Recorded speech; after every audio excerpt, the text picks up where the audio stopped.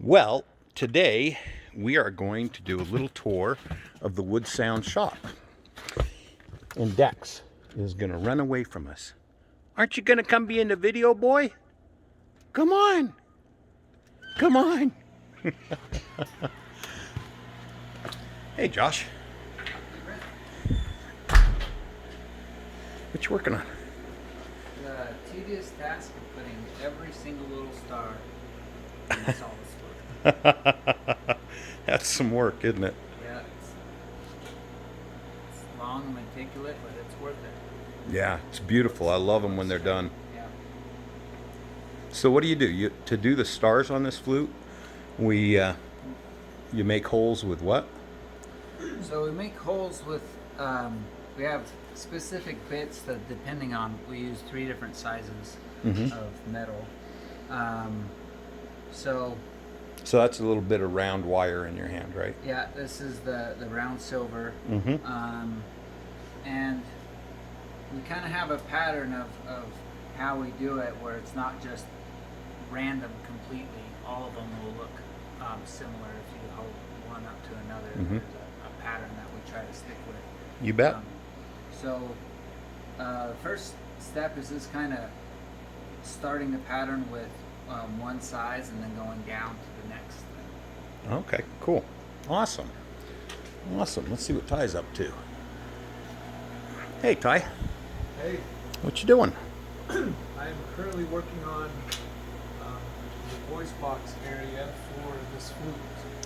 So I'm setting it up and getting the ramp cut, and then I'll go back in and level this whole surface, and then apply our finish to it, so it's nice and smooth and looks nice. Awesome. So Awesome. That's what I'm working on right now. Awesome. So tell me exactly how this, because some of these folks aren't going to understand what they're looking at. Right. So can you actually, why don't you just cut it? Yeah. Yeah. Let's watch you cut. Let's come over to this side. So the piece of equipment that Ty is working on here is called a Bridgeport knee mill. Knee, Knee. And in the mill right now is a 1/4 inch end mill bit, and this bit cuts on the bottom and on the sides. So you can see he's cutting the ramp into the windway.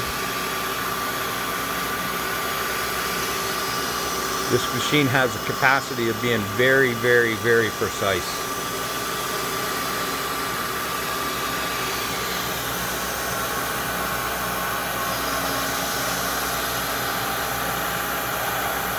You can see he's using the knobs, this knob here in the front that he's got his hand on there, moves the table one direction, and the knob he's turning, you can see there, moves the table in another direction.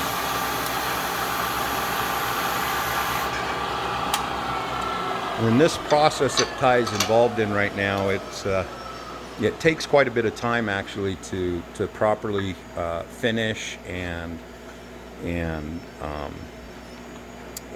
then we actually machine the finish flat, and all of that's very, very critical to the acoustics of the instrument, and having an instrument that is very repeatable so that the geometries are the same from flute to flute.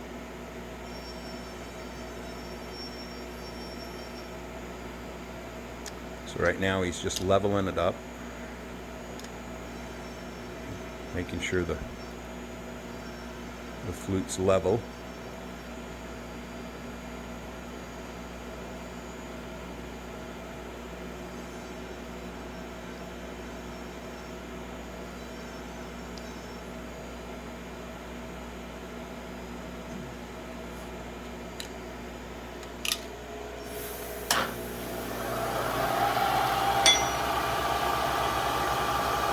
So now he'll come down and machine the top of the nest completely perfectly flat.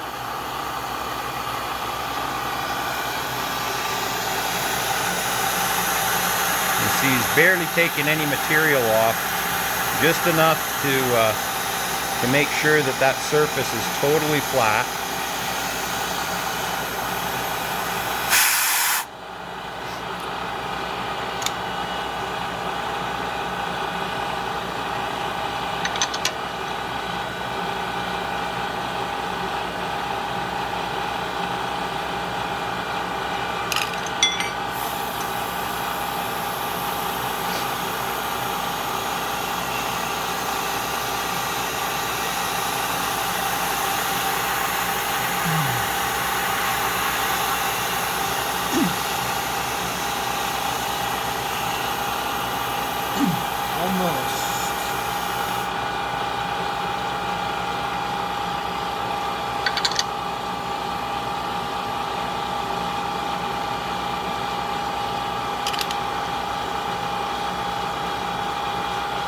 Oh, that's not good. I better get Aaron over here to work on that. Just noticed that. Yeah, I know the nut inside the table has been wearing for a while, but that's a lot.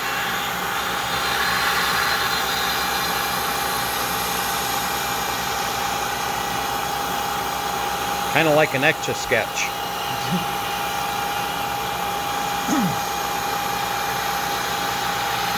Yeah, if I picked one up, I could probably do the Mona Lisa.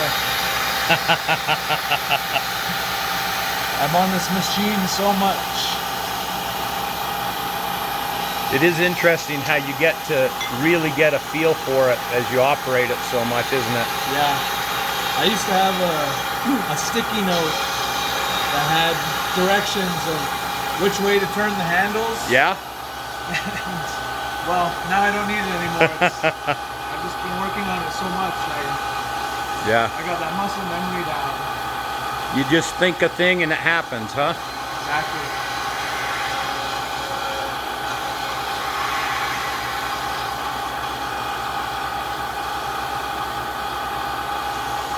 So when Ty finishes this, I'll hand the camera to him and I'll give you a little tour of what we do here in the shop, how we go about making flutes.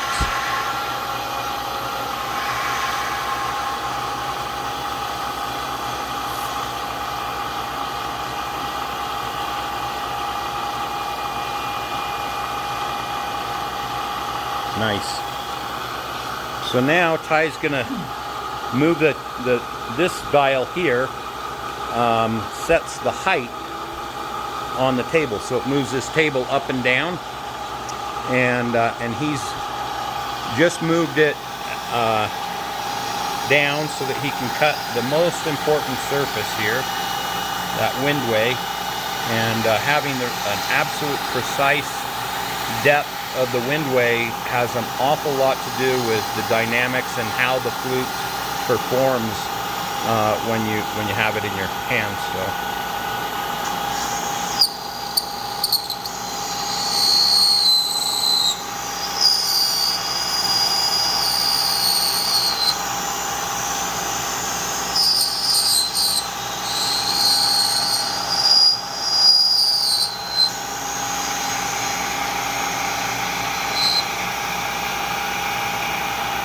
Nice.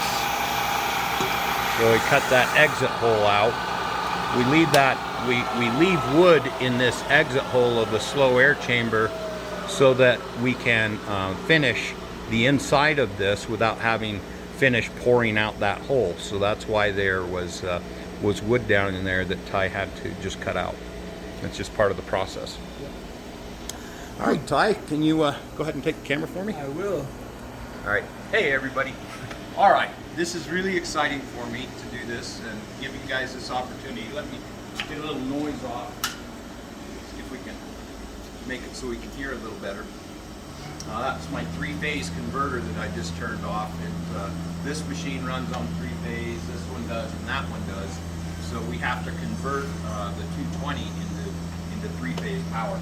At any rate, well, let me go ahead and get started with you and show you how we do these. Come on over here.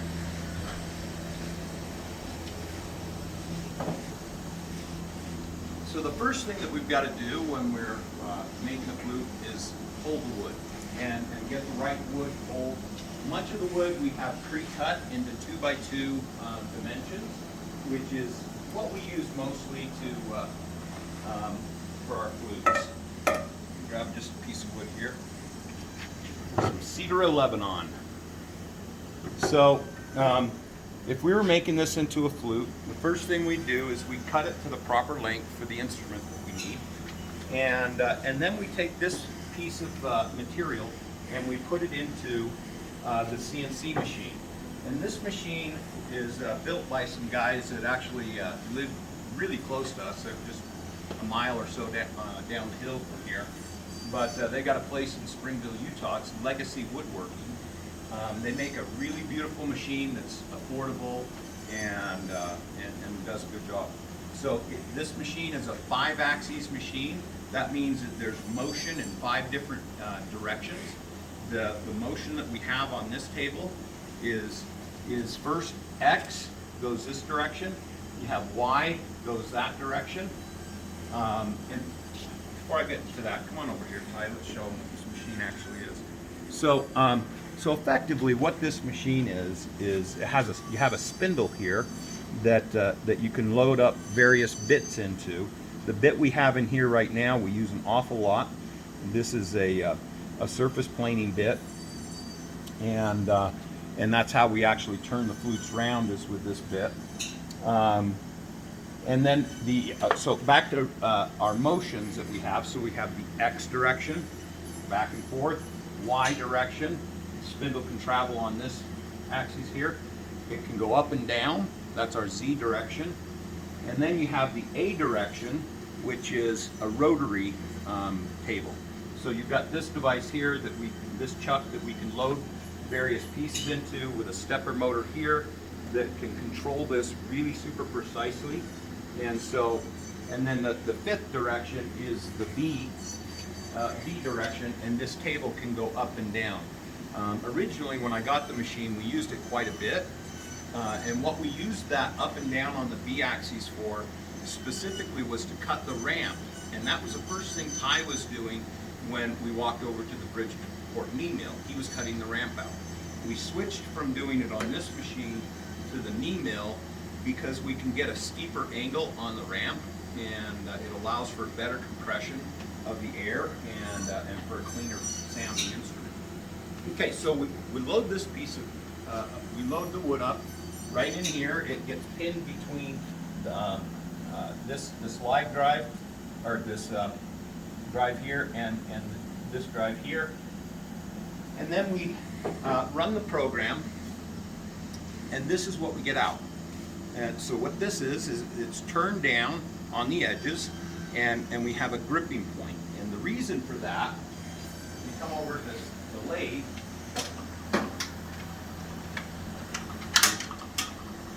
So this, because of the corners on this wood, this piece of cedar, there's no way it's going to go into the spindle of the lathe.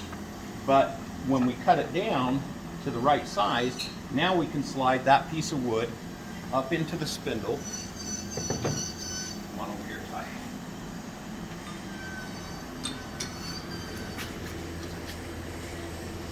And now I can grab the piece concentrically, because we made this round area here. And so then we just lock the piece of wood into the lathe, and we just hand me one of the boring rods. Thanks. And then we take our boring rod. There's a tool holder that sits on this tool rest right here, and this holder allows us to grip this boring rod like so. It gets tightened up, and now that gets put in here, and we move it out and get it dead center to the blank right here. And then we'll start the hole out. Typically we start it out with maybe like 3 inches sticking out of the flute, or out of the holder. And then once we have our pilot hole started, we can slide this out to the proper depth, and we can bore the piece out. This tool, by the way, is a tool that I had custom made. Each one of them runs about $1,000, and but they have index bits so that we can pull the bits out and sharpen them and etc. So we punch that hole into the flute blank. There for now. So we'll then punch that hole into the flute blank, and we'll bring it down to the proper depth and stop. And then for the other side, we'll punch a hole in from the other side and stop, so that internally to the flute, the separation between the two chambers is solid wood. And the flute actually was there all the time. All we did is remove the material that wasn't needed to be able to get that blank out. So we'll then take our board blank back to the CNC. We'll load it up in the CNC and run the code that we need. to run to get the particular flute we're after. Let me see if I can find one that's just been ran. These are all the different instruments we're working on right now. Well, it ends up looking something like this when it comes off the machine. This is a measuring stick for us, but basically this is what it ends up looking like. It kind of looks like a flute now. It's not. There's still lots and lots of work that needs to happen on it. So this is a great place to look. So this flute, we're in the process of doing the inlays on it. The mouthpiece has been attached. Let's talk about mouthpiece for just a second. Both our mouthpieces and the tenons, and the end caps on flutes, we tenon into the flute body. And what that means is that part of the wood actually goes inside a hole on the other, in the other wood, so that you maximize the surface area for the glue joints and also provides some mechanical strength for the instrument. So for example, this is a mouthpiece that I'm holding right now. You can see the tenon sticking up off of it. That tenon gets put into the slow air chamber and secured into the slow air chamber, and then we sand it to shape, obviously punching the hole in the end for the air to flow. Now if you look at the voice box here, this voice box looks just like the one that Ty was working on when we first came up to the end mill, or to the knee mill. It's flat, doesn't have the ramp in it yet. You can see there's wood underneath the embouchure hole, and there's wood in the exit hole from the slow air chamber. Those will need to be cut out, and you saw Ty doing that on the exit of the slow air chamber. The embouchure hole we'll do a little bit later. That gets done when we're actually voicing the instruments. So at this point, you know, obviously a lot of sanding we got to do to finish getting the wood all in proper shape. But then Ty will go into the tuning booth and he'll cut out the embouchure hole, and we have a number of small files that we customize for what we're doing. We can't buy them just off the shelf. We actually have to go in and do a bunch of work on them to get them into the kind of condition that we need to be able to do this really detailed work. And this voicing process that we do is really the it's really at the heart of the Woodsounds sound. How that is shaped, how the embouchure hole is shaped, how the splitting edge is shaped, how all those surfaces, and when we're done with a flute, in this area there's actually 15 different surfaces that we manipulate to be able to get the sound that we want from our instruments. And many of you already know, back in 2009, I did a major redesign of our flutes, and at that time, before I made changes to the actual instruments, I went through and I named every surface that we work on in this in the voice box to be able to get the sound that we want. And the reason I gave them names was just so we could communicate about it. You know, if we make a change to the surface mu, and I gave them all Greek letters, you know, from the Greek alphabet, alpha, beta, delta, etc. And but if I say to Ty, the alpha needs to be a little bit steeper on this, or the theta isn't quite thin enough, we need to thin out the theta, he knows exactly what I'm talking about. Julia was calling me. Hopefully that won't mess up the video. So Ty would know exactly what I'm talking about. If I say, hey Ty, I need you to put a little chamfer on mu, he knows exactly what I'm saying, right? Yeah, true. Yeah, I mean, you know, both things I said, or I guess all three, they all make sense and you understand. Because we named those surfaces. Frankly, making that decision to go through and name all those surfaces was probably the single biggest thing that Woodsounds has done to be able to really understand what we're doing when we manipulate a surface. When we make a change to a surface, we know exactly what it's going to do. If we hear a certain sound coming out of the flute, we know where to go and look for the problems because we've given those names to them. The names are really important. After that, after the flute's all voiced, then we'll actually, let's walk out to the tuning booth.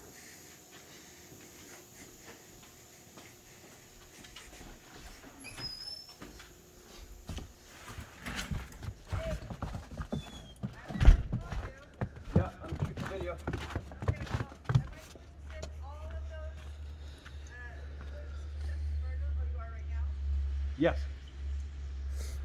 And yes.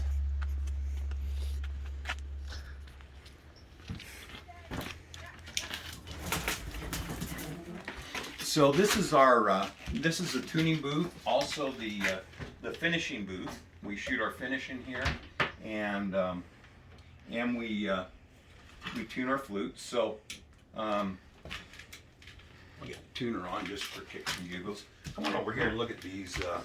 These are some of the files. This is one Ty just worked on recently. This is one I made some time ago. I need to get this replaced.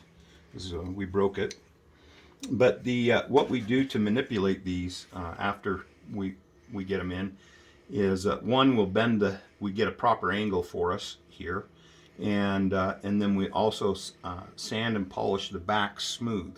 And the reason for that is just so that we don't muck up any of the other surfaces in the embouchure hole. It's a very critical area, and there's all sorts of different shapes. Here's a little teeny square one, and you can see that all of the sides have been smoothed. All 3 of the 4 sides have been smoothed, and only one is left with teeth on it to cut. This one's my favorite. I love this tool. It's not as aggressive teeth, but the teeth are super sharp. I think this tool, when I buy them when I go and order these, I think this file is like $70, something like that. They're all handmade over in Sweden or some crazy thing like that. So after Ty has finished voicing the flute, he'll go through and we have the holes marked on the flute body where all the holes need to go, and so he'll take this stepper bit and put in a pilot hole for all of them and get them so that they're all a little bit flat. And then we'll use this burning rod and heat this burning rod up, and we'll come in and burn the edges of the hole and increase the size of the hole a little bit. And then Ty will do some additional work to tune those holes up depending on what various things may need to take place. There's a number of different things that we do on the instrument, particularly on this bottom hole, that maximize the acoustics of the bottom hole. The bottom hole is typically the weakest hole on the flute, and because of the things that we do on that bottom hole, that bottom hole becomes very balanced with the rest of the instrument. Instead of it sounding like a weak note when you hit it, it sounds just as full and strong as the rest of the holes. Additionally, those manipulations that we make in that hole also make the whole half hole easier. So if you've not played one of my flutes, you wouldn't know this, but if you have played my flutes, you know how easy they are to half hole the bottom hole so that you can get all the chromatic notes that you could want out of the instrument. So that's what we do for tuning. And since we're out here, I'll just show you real quick what we do for our finish as well. So inside this wooden box here is a set of pulleys, a motor, and we can turn this on and it'll rotate the flute for us so that we can get our finish put on really evenly. I get a lot of people asking me, what's your finish, what's your finish, what's your finish? And to be honest, it's really the wrong question. It's not what's your finish, it's how much time do you put into doing the finish? That's the real issue, not the material, because we get the material on and then we sand and polish and sand and polish to get the finish to look like the Woodsounds finish. It's a lot of work. There's as much time spent putting finish on the flute and getting the flute looking properly, making the finish look properly, as there is in building the flute itself. It's equal in time, at least on a relatively simple flute. You get one that's got lots of inlays and that equation doesn't hold true. But, all right, let's go ahead back into the other room. Oh, let's talk about the tuner real quick. Just totally forgot about this. Thanks to Clint Goss, I in 2019 I added this piece of equipment, and what this piece of equipment does is measures my breath pressure, and this is in microbars, which is a tear, that's the pressure that we tune the flutes to, 10 microbars. And we tune every single flute to the same breath pressure, unless a customer asks for something different. And one of the really nice things about having the flutes all tuned to the same constant breath pressure is, regardless which instrument you pick up, at least since 2019, you pick them up and it should feel similar in how it plays. There should be a similar, it's just very easy to move from one flute to the next because that breath pressure demand is the same. And so it's, that was one other thing that we did that I felt really made a huge improvement on what we do. Now, the tuner that we're using is a Peterson strobe tuner. We've been using this for a long time now. And this machine has a dial here that when it drifts to the right, it means sharp. When it drifts to the left, it means flat. And I'll give you an example.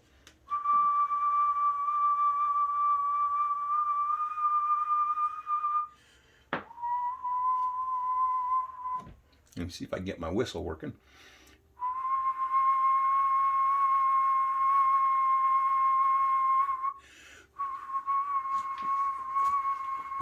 And you can see these lines in here start aligning.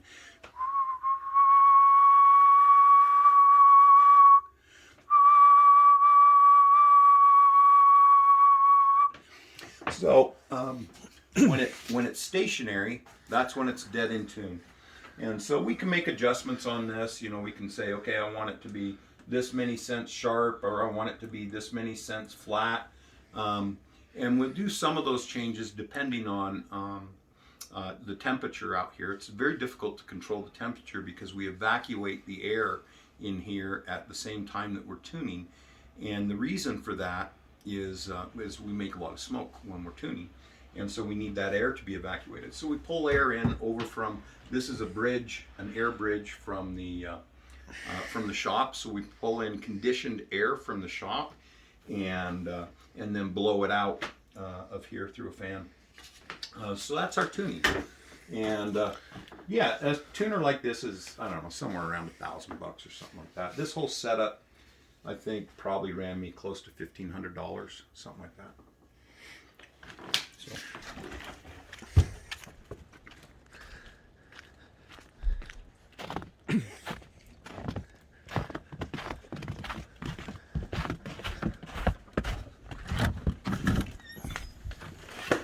Go ahead and take a look at the flutes we're working on right now. Come on over.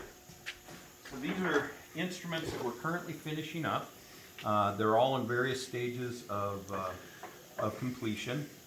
This one's really fun. I got to show you this. This is for a client that is a pilot, and she's had some wonderful experiences seeing northern lights while she's flying, and wanted a flute that reflected the northern lights. So you can see on this flute we have stars all over, inlaid in abalone all over the flute. We've got this little sliver of a moon, and then this falling star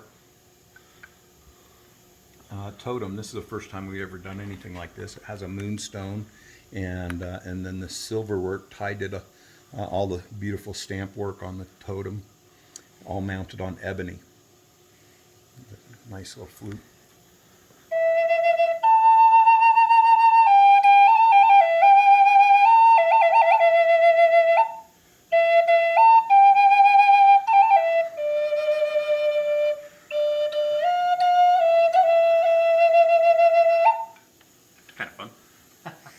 So this flute will ship out today, actually, so that'll be good.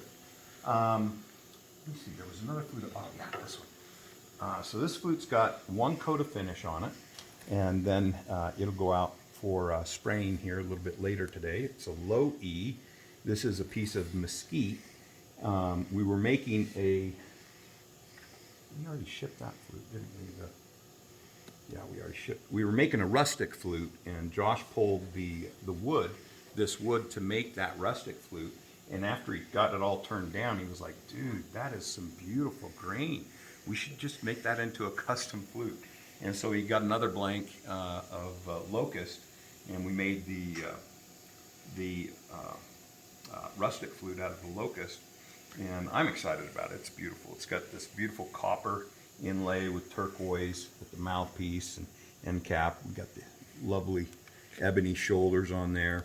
Kind of a simple flute, but very elegant and delightful.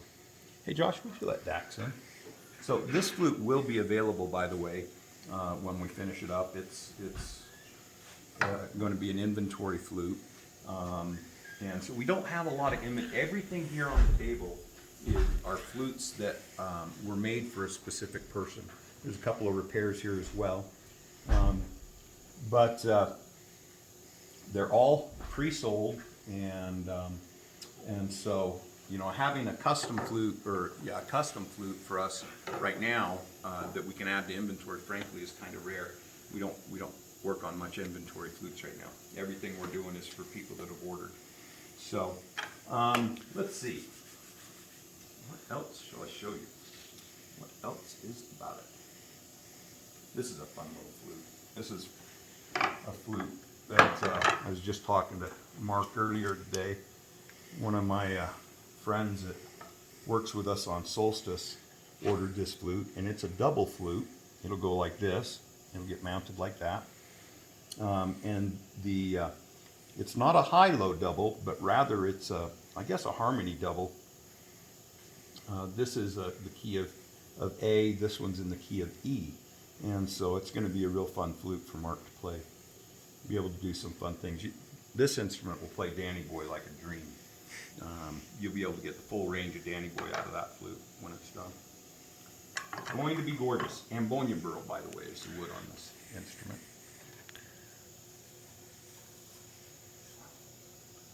Yep, Ambonia burl. It's beautiful. Beautiful, beautiful.